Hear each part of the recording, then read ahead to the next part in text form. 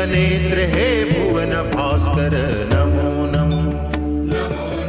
हे सृष्टि के सिरजनहार दिवाकर नमो नमो। हे सूर्य प्रभाकर नमो नमो। आदित्य विभाकर नमो नमो। हे भानुतिमिरहर नमो नमो। हे रवि भुवनेश्वर नमो नमो।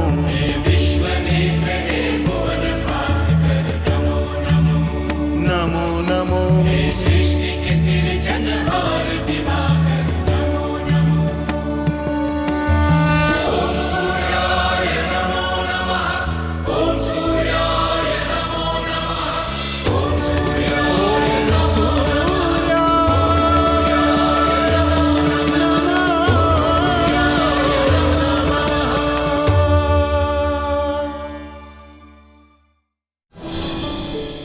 प्रजापति दक्ष,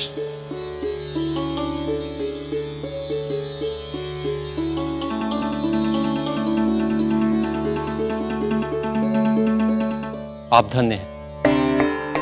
आपने दिखा दिया कि आप एक वीर योद्धा हैं और पृथ्वी सम्राट कहलाने योग्य भी। इसके अतिरिक्त आपने एक पिता होने का कर्तव्य बहुत प्रशंसनीय ढंग से निभाया है। अपने नातियों और परिवार वालों की रक्षा करके आपने जो महान कार्य किया है, उसकी मैं जितनी प्रशंसा करूं उतनी कम है।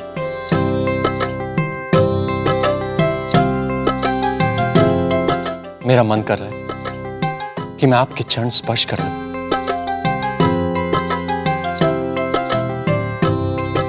नहीं ऋषि कृष्ण, हम अपने स्वार्थी मित्र शुक्रदेव के कारण बहक गए थे, और आज हमारी पत्नी देवी वीरनी ने हमारी आंखें खोल दी।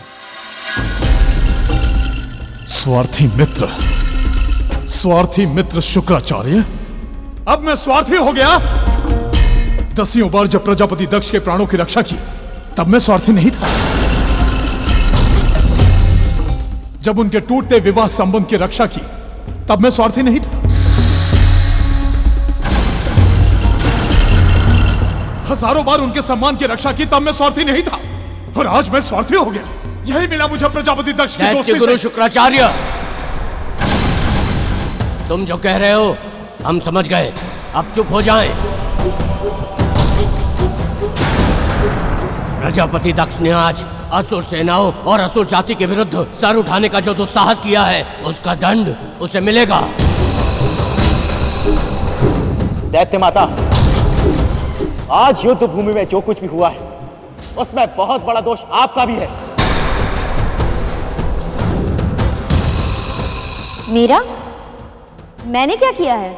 उस दिन जब हमारे सैनिक दक्ष को बंदी बनाकर लाए थे और उसे भूनकर हमारे भोजन के लिए प्रस्तुत करने वाले थे, तो आप ही ने उसके प्राण की रक्षा की थी।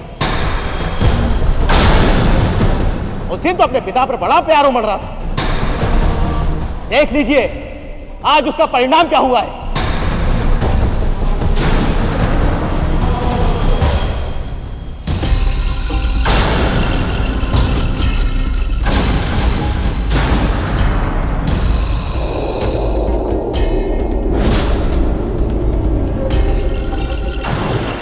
ऋषिवर, आप तो भली भांति जानते हैं कि असुरों में प्रतिशोध की भावना कूट कूट कर भरी होती है, और आज जो घटना हुई उसके बाद असुरों के लिए पृथ्वी सम्राट दक्ष, पुत्र इंद्र और अन्य देवताओं से भी बड़े शत्रु बन गए हैं। वे अवश्य इस घटना का प्रतिशोध लेने का प्रयास करेंगे। इसीलिए ऋषिवर, कोई ऐसा उपाय करे जिससे पुत्र इंद्र, पुत्री सची और अन्य देवताओं के साथ ही साथ प्रजापति दक्ष का भी बाल बांका न हो पाए। हाँ ऋषिवर, महामुनि दुर्वासा ने मेरे पति को जो श्राप दिया है, उसी से हमारी ये दुर्दशा हुई है। यदि आपकी कृपा दृष्टि हुई तो हमारे सारे दुख दूर हो जाएंगे। पिताश्री, इसे मेरा भी निवेदन समझिए।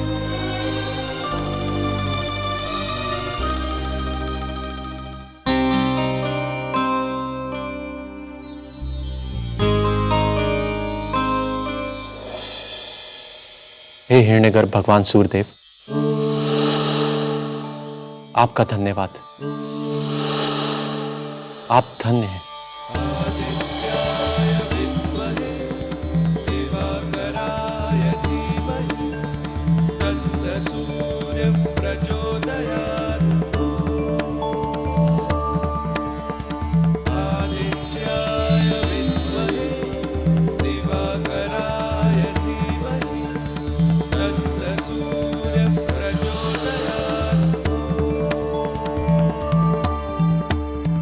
प्रजापति दक्ष, ये भगवान सूर्यदेव का शुभाशीष है।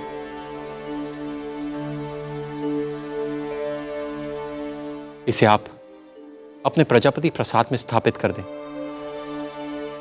इसकी स्थापना के पश्चात प्रजापति प्रसाद में असुर शक्तियों का आना असंभव हो जाएगा।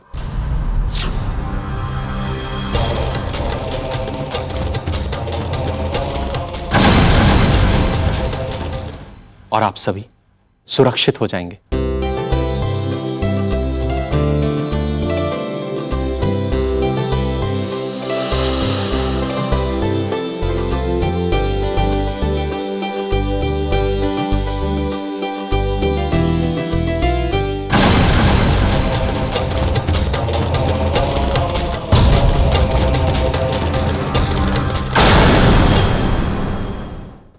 भगवान सूर्य नारायण, सूर्य नारायण, सूर्य नारायण। जो भी काम करने जाओ बीच में आ जाते हैं। क्यों? किस लिए? क्या आवश्यकता है उन्हें हर बात के बीच में पड़ने की? यही तो उनका स्वभाव है पुत्र राहु। संसार में कुछ भी चल रहा और सूर्यदेव को बिना बीच में कूदे चैन नहीं मिलता। उन्हें सदा यह भय बना रहता है कि इस संसार में उनका साम्राज्य कहीं हिल न जाए, और इसीलिए यदि इस संसार में किसी का वर्चस्व बढ़ने लगता है तो वो घबरा उठते हैं और बीच में कूद पड़ते हैं। किंतु वो जानते नहीं कि इस बार उनका पाला किससे पड़ा है। इस बार उनका षड्यंत्र सफल नहीं होगा। ये बात उन्हीं के लिए नहीं, ये बात पूरे संसार के समझ में आ जाएगी कि वीर असुर जाति को ललकारने का परिणाम क्या होता है। पुत्र राहु, सूर्यदेव तो पहले से ही असुर जाति से डरते हैं। तभी तो सैकड़ों वर्षों से उन्होंने पूरी की पूरी असुर जाति को पाताल के अंधकार में बेहोशी की निद्रा सुला रखा। इस कुकृत्य का दंड तो उन्हें मिलेगा ही मिलेगा, और यह दंड उन्हें देगा सिंह का पुत्र राहु।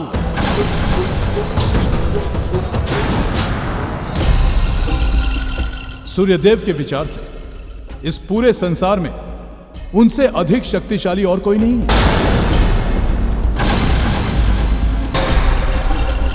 उनका यह भ्रम बहुत ही शीघ्र दूर हो जाएगा दैत्य गुरु। पुत्र राहु, सूर्यदेव से प्रतिशोध लेने के लिए तुम्हारा सारा जीवन पड़ा है, किंतु इस समय उस दुष्ट दक्ष को दंड देना अधिक आवश्यक है। असुरराज विप्रचतुर, शायद आपको ऋषियों की योग शक्ति के विषय में ज्ञान नहीं। प्रजापति दक्ष इस समय ऋषि कश्यप के दिए हुए यंत्र के छत्र छाया में है, और जब तक ये यंत्र उनके साथ है, उनसे उलझना बुद्धिमानी के विरुद्ध कार्य होगा। दैत्य गुरु शुक्रदेव ठीक कह रहे हैं। ऋषिवर कश्यप मेरे पति है, और उनके योग शक्ति के चमत्कार को मैं स्वयं केवल एक बार नहीं अनेकों बार देख चुकी हूँ। उस यंत्र से पार पाना संभव नहीं होगा। तो आप दोनों क्या चाहते हैं? कि वो दुष्ट दक्ष हमारे सैनिकों की हत्या करते रहे और हम सब देखकर हाथ पर हाथ धरे बैठे रहे? ऐसा नहीं हो सकता, नहीं हो सकता। ये हमारे सैनिकों की हत्या करने वाले उस हत्यारे को दंड अवश्य ही मिलेगा। फिर चाहे कोई यंत्र उसकी रक्षा करे या कोई मंत्र,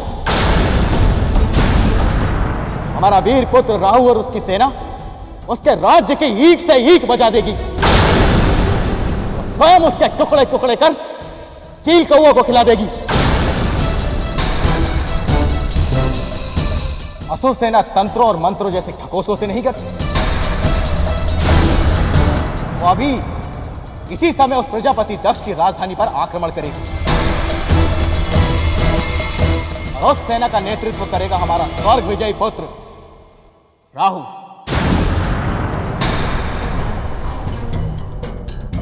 जो आज्ञा पिताश्री, मैं अभी सेना के साथ प्रस्थान करता हूं। विजयी भव पुत्र। असुराज विप्रचति, मैं जानती हूं कि इस समय आपके मन में प्रजापति दक्ष के प्रति कितना क्रोध उमड़ रहा है, किंतु मेरा सुझाव है कि आप इस समय शांत मन से सोचें और प्रजापति दक्ष के दुस्साहस का उत्तर शक्ति से नहीं, युक्ति से दें। आप कहना क्या चाहती हैं दैत्य माता? असुर जाति के शत्रु प्रजापति दक्ष को दंड देने के लिए पहले हमें वहां से ऋषि कश्यप के दिए उस यंत्र को हटाना होगा।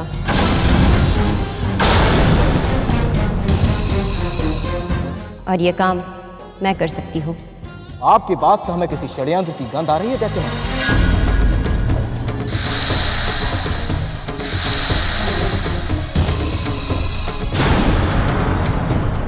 प्रजापति दक्ष आपके पिता हैं और एक बार पहले भी आप उन्हें हमारे हाथों निश्चित मृत्यु से बचा चुके हैं। इस बार भी आपका यही प्रयास है। असुरराज, माता श्री ने एक बार भूल अवश्य की थी, किंतु अब उन्हें अपनी भूल का भान हो चुका है। और ये मत भूलिए कि वे दैत्य माता है, और फिर दैत्यों और असुरों का उनसे बड़ा शुभचिंतक कौन हो सकता है? आप जो कह रही हैं वो बिल्कुल सही है, किंतु यह भी तो हो सकता है कि दैत्य माता को अपने पिता पर प्रेम उमड़ रहा हो। और हमने सुना है कि मनुष्य अपनी माता से ज्यादा मान पिता का करता है। यदि आपको इन पर संदेह है तो मैं माता श्री के साथ जाऊंगी और हम दोनों मिलकर इस काम को पूरा करेंगे। फिर तो आपको कोई संदेह नहीं होगा। ठीक है, किंतु यह काम शीघ्र से शीघ्र होना चाहिए। आपको पता भी नहीं चलेगा कि कब हम लोग वहां गए और कब काम करके वापस लौट आए।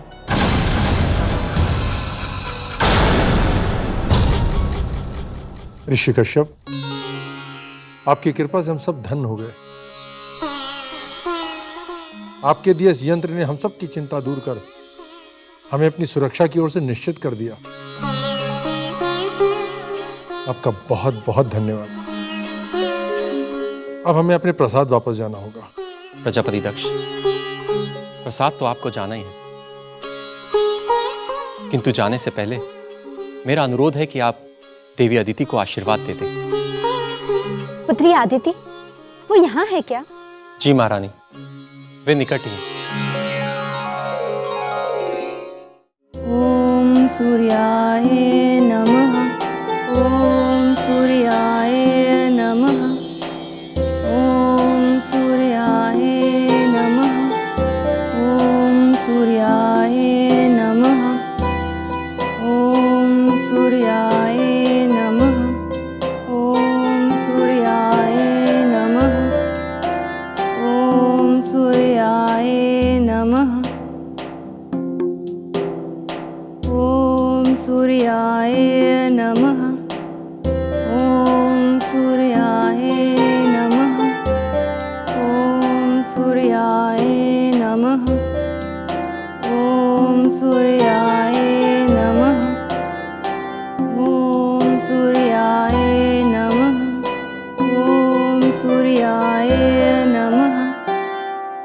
प्रजापति दक्ष, आपको वहां बातचीत करने से रोकने के लिए क्षमा चाहता हूं, किंतु तपस्यालीन व्यक्ति के आसपास का वातावरण तपस्या योग्य होना चाहिए।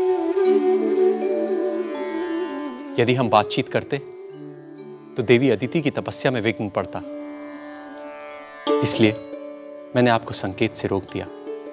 अब कहें। आपने उचित ही किया ऋषिवर। भूल हमारी ही थी कि हम वहां कुछ बोलना चाह रहे थे। हमारी जिज्ञासा इस बात की है कि हमारी पुत्री अदिति किस प्रयोजन से भगवान सूर्यदेव की इतनी घोर तपस्या कर रही है। नानाश्री, उस दिन जब आश्रम को असुरों ने चारों ओर से घेर लिया था तो हमारे प्राणों के साथ साथ माता श्री के प्राण भी संकट में आ गए थे। दर्शन दे प्रभु, दर्शन दे। देव माता देवी अदिति, आज आपने दर्शन देकर हमारी सबसे बड़ी इच्छा पूरी की है। प्रभु, आज आप हमें ऐसा वरदान दें कि जैसे इंद्र को हमने अपनी गोद में खिलाया है, उसी प्रकार आप भी हमारे यहाँ पुत्र रूप लेकर हमारे मातृत्व को सम्मानित करें। तथास्तु। भगवान सूर्यदेव के उसी आशीर्वाद को शीघ्र से शीघ्र पूर्ण करवाने के निश्चय से माता श्री भगवान सूर्यदेव की तपस्या में बैठी है। अर्थात हमारी पुत्री आदिति के कोख से स्वयं भगवान सूर्यदेव अवतार लेंगे। हमें तो विश्वास ही नहीं हो रहा है। भगवान सूर्यदेव हम सब पर यह कृपा शीघ्र अति शीघ्र करें।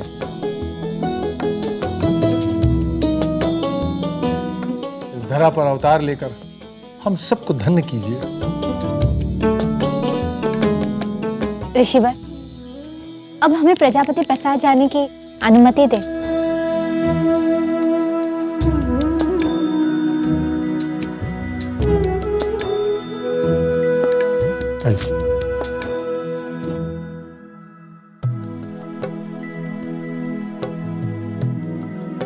आइए।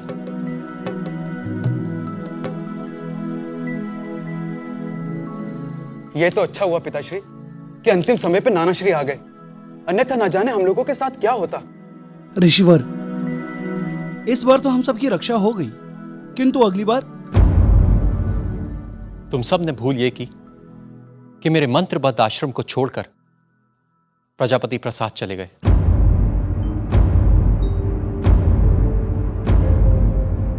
किंतु जो हो गया सो हो गया। भविष्य में याद रखना, अपना सब कुछ भगवान सूर्यदेव के श्री चरणों में अर्पित कर देना। यदि सारा संसार भी एक तरफ हो जाए तो भी कोई तुम्हारा बाल बाका नहीं कर पाएगा। भगवान सूर्यदेव महान है और हम सब के रक्षक भी।